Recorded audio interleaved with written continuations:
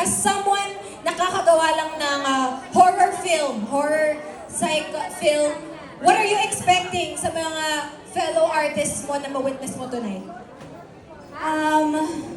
Honestly, wala akong ina-expect dahil alam ko naman na ginalingan nilang lahat. As I've seen in the trailer, grabe, iba-ibang level of fear, horror, and moral story din talaga ang hatid ng ating KMJS, Gabi ng Lagim the Movie. At saka fan ako nito kasi tuwing mag-Halloween, pinaabangan ko talaga yung Gabi ng Lagim. Correct. Naghihintay nga ako ng text, baka pwede akong mag-guest.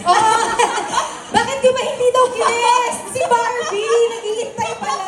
Oo, lagi ko inaabangan yun. So, ayan, pwede na rin bang bumati? Pwede nang pumatig. Ayan, magandang gabi po sa inyong lahat. Grabe, napakaraming tao naman. Napakarami namang nag-aabang. For sure, nandito ang lahat ng fans ng aking fellow Sparkle artists na napakagagaling ding mga aktor na nandito sa pelikulang ito. At syempre, ang solid fans ng KMJS. Kaya ramdam na ramdam namin ang pagmamahal ninyong lahat. I am here to support Miss Jessica Soho, of course, and GMA Pictures. Kaya I'm very, very excited to see the film.